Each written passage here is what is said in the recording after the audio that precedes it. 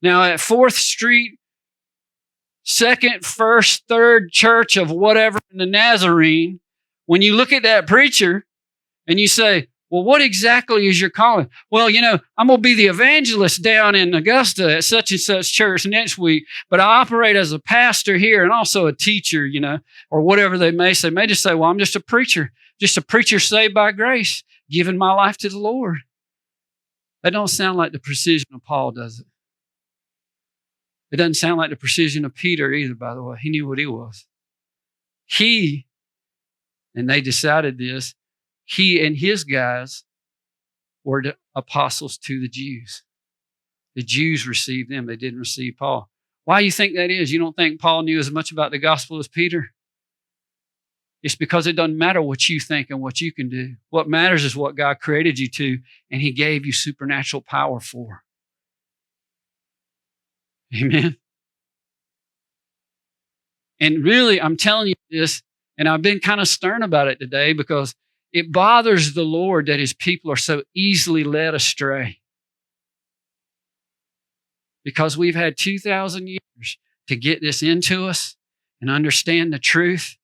And now we still have street people that have decided they're just going to do something, and we've fallen into it.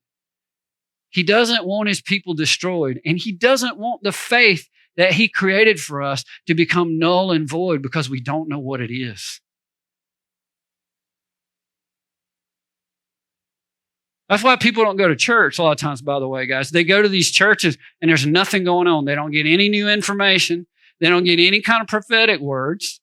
They don't get anybody that knows anything outside of what Jude said. I thought I'd write to you about our common salvation. But then I realized the most important thing is that we contend for the faith. How many of you can do that? Can you contend for the faith? I want you to understand, contend is a strong word.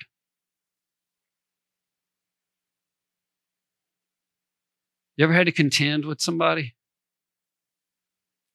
Mano a mano on the football field or in some kind of athletic event? You ever had to contend with somebody else trying to do you in at work? You ever been in the army and had to contend with the other side?